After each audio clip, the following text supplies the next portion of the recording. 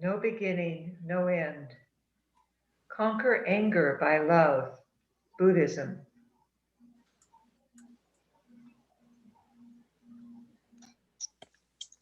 Then to creation story. In the beginning, there was nothing but Nazami. This God is really three, Nazami, Mabere, and Nikwa. It was the Nazami part of the God that created the universe and the earth and brought it to life. While the three parts of Nazami were admiring this creation, it was decided to create a ruler for the earth.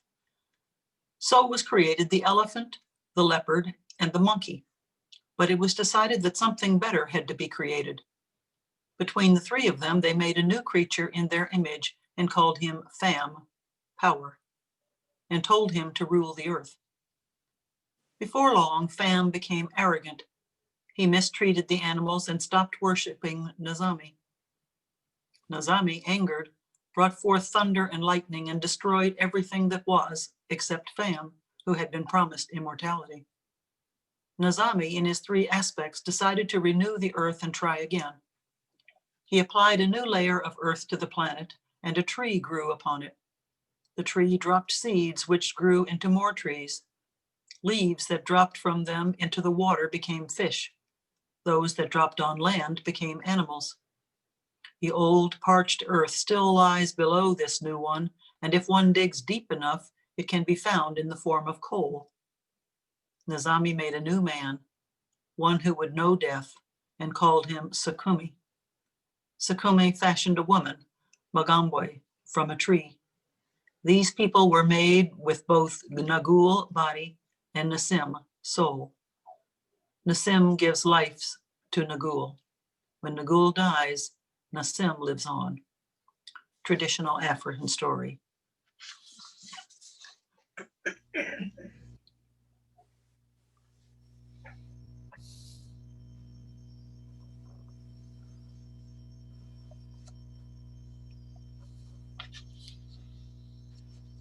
In the beginning, God created the heaven and the earth.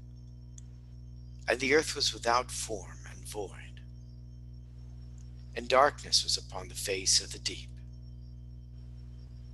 And the Spirit of God moved upon the face of the waters. And God said, "Let there be light." And there was light. And God saw the light, that it was good. And God divided the light from the darkness. And God called the light day, and the darkness he called night. And God said, "Let there be a firmament in the midst of the waters, and let it divide the waters from the waters." And God made the firmament, and divided the waters which were under the firmament. And it was so. And God called the firmament heaven. And God said, "Let the waters under the heaven be gathered together unto one place, and let the dry land appear." And it was so. And God called the dry land earth. And the gathering together of the waters called he seas. And God saw that it was good. And God said, "Let the earth bring forth grass, the herb yielding seed, the fruit tree yielding fruit after his kind, whose seed is in itself upon the earth." And it was so. And the earth brought forth grass, and the herb yielding seed after his kind, and the tree yielding fruit, whose seed was in itself after his kind. And God saw that it was good. Genesis, from the Bible.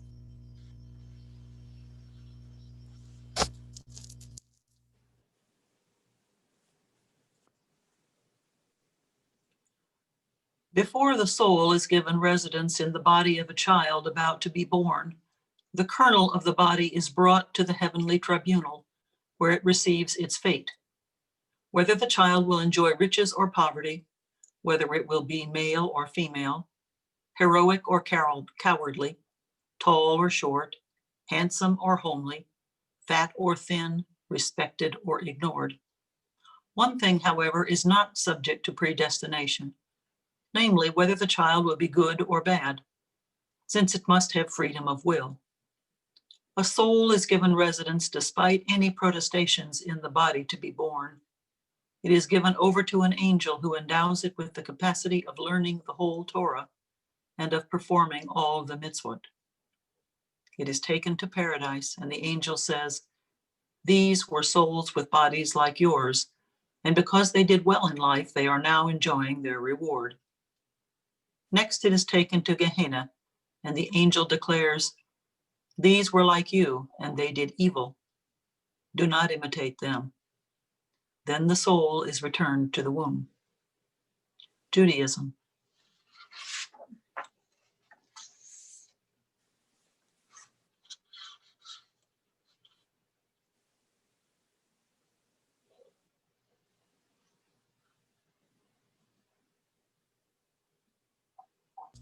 The universe is without beginning. Know that it is one of the most abstruse spiritual truths that the world of existence, that is to say, this endless universe, has no beginning. The names and attributes of the divinity themselves require the existence of beings. Therefore, as the essence of unity, that is, the existence of God, is everlasting and eternal, that is to say, it has neither beginning nor end, it is certain that this world of existence, this endless universe, has neither beginning nor end. Yes, it may be that one of the parts of the universe, one of the globes, for example, may come into existence or may be disintegrated, but the other endless globes are still existing. The universe would not be disordered or destroyed. On the contrary, existence is eternal and perpetual. Baha'u'llah from the Baha'i Writings.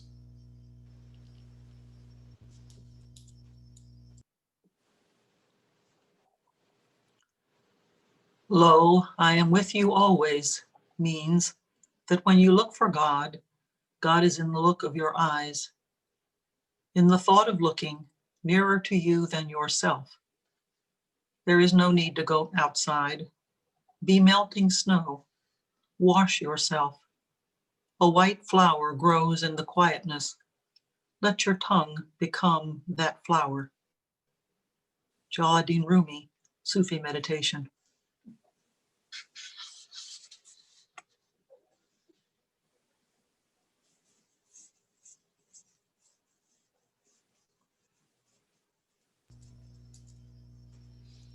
Ferocity and savagery are natural to animals, but men should show forth the qualities of love and affection.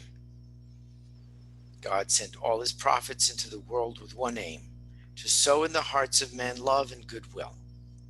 And for this great purpose they were willing to suffer and die. All the sacred books were written to lead and direct man into ways of love and unity.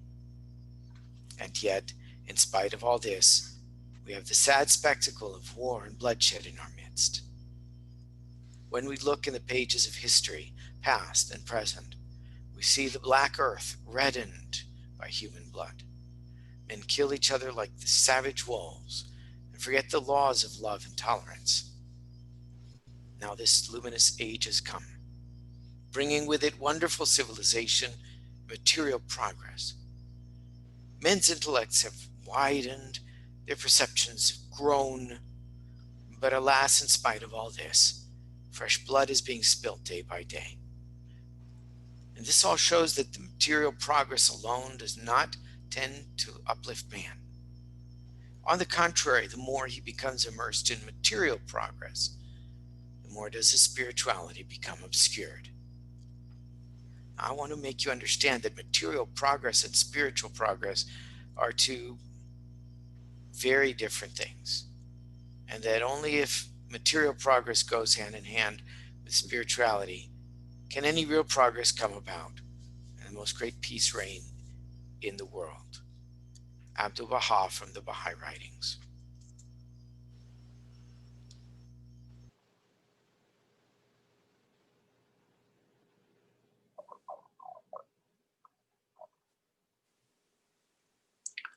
The disciples said to Jesus, "Tell us how our end will be."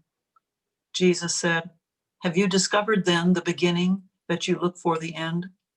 For where the beginning is, there will the end be. Blessed is he who will take his place in the beginning. He will know the end and will not experience death. Blessed is he who came into being before he came into being. If you become my disciples and listen to my words, these stones will minister to you.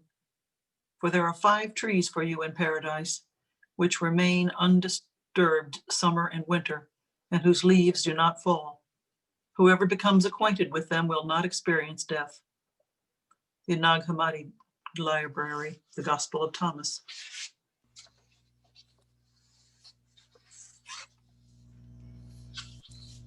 Ah, love, could thou and I with fate conspire to grasp this sorry scheme of things entire, would not we shatter it to bits, and then remold it nearer to the heart's desire? Ah, moon of my delight, who knowest no wane, the moon of heaven is rising once again. How oft hereafter rising shall she look through this same garden after me in vain? Umar Khayyam.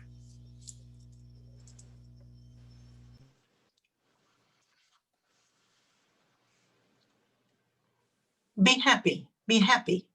The sun of truth has shone. Be happy, be happy. The light of the Spirit has surrounded the world. Be happy, be happy. The doors of the kingdom are opened. Be happy, be happy. The song of the supreme concourse is raised. Be happy, be happy. The breaths of the Holy Spirit are life-giving, and the world of man is being quickened. Abdul Baha.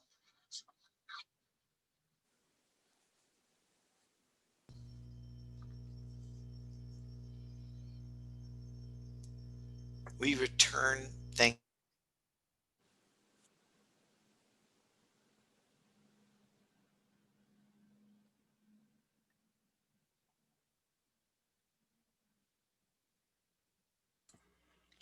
We return thanks to our Mother, the earth which sustains us. We return thanks to the rivers and streams which supply us with water. We return thanks to all herbs which furnish medicines for the cure of our diseases. We return thanks to the corn and to her sisters, the beans and squashes, which give us life. We return thanks to the bushes and trees which provide us with fruit. We return thanks to the wind, which moving the air has banished diseases. We return thanks to the moon and stars, which give us their light when the sun has gone. We return thanks to our grandfather that he has protected his grandchildren from witches and reptiles and has given to us his rain. We return thanks to the sun that he has looked upon earth with a beneficent eye. Lastly, we return thanks to the Great Spirit, in whom is embodied all goodness, and who directs all things for the good of his children. Native American Iroquois prayer.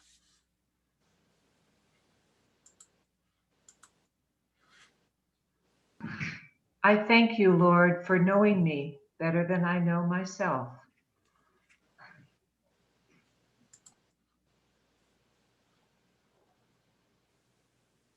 Letting me know myself better, and for letting me know myself better than others know me. Make me, I pray to you, better than they suppose. Forgive me for what they do not know. Islam, Abu Bakr.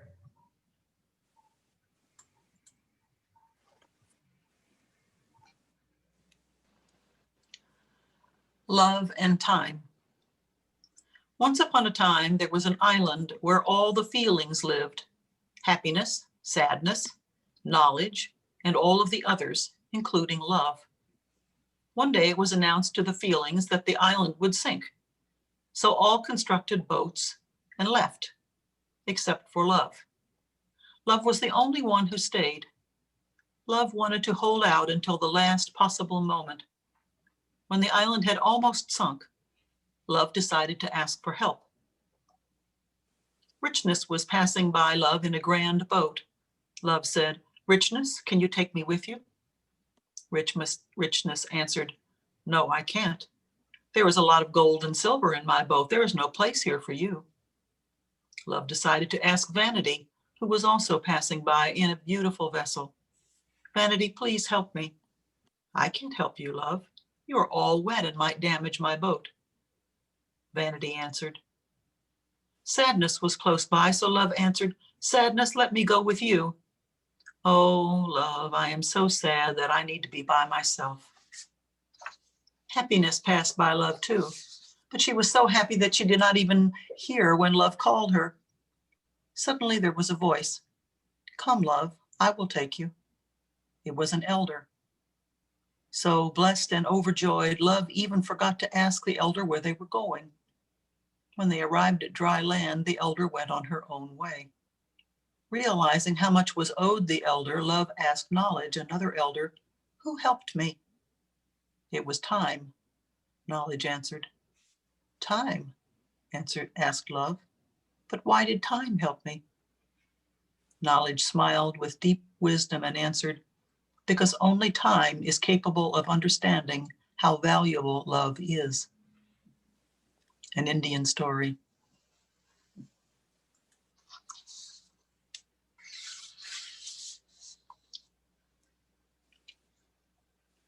We can still celebrate the world today in spite of its dire threat to human happiness. The Baha'i Faith, as is true of the other great religions, calls for a rejection of the world, but in doing so, it defines the world only as anything which prevents us from loving God. Following this definition, the world actually enables us to love God more completely through a deeper appreciation of his many beautiful names and attributes revealed in all of creation. We can still celebrate the world today by celebrating ourselves. We can rejoice in the realization that there is still much left in the soul to be loved. And because wherever we are in our spiritual journey, we have been able to endure our lives up to this moment, and because we are still here learning to live and to love, to understand, to suffer, and to forgive, to work and to praise, with this end in mind, that we might make a difference in the world and become a cause of healing. We can still celebrate the world today by admiring the soul beauty in others. A myriad faces of joy are still to be seen, faces of bliss mirroring mystery, individual waves that have emerged from that vast unknown sea of reality. For that greatest of all mysteries, the endless, unfathomable sea of being, in its profound mystery, in its heights and depths, contains us one and all. In that great sea, we may all learn to swim secure and be confident in the realization that its salutary waters will carry us safely to the farthest shore. J. A. McLean, Under the Divine Lote Tree.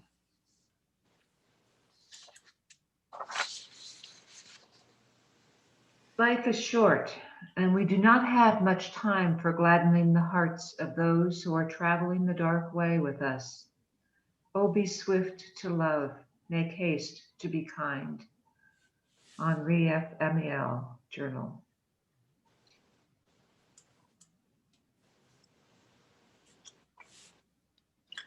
"Teacher, which is the greatest commandment in the law?" Jesus replied, "You shall love the Lord your God with all your heart and with all your soul and with all your mind. This is the first and greatest commandment. And the second is like it. You shall love your neighbor as yourself. On these two commandments depend all the law and the prophets. The Gospel according to Matthew.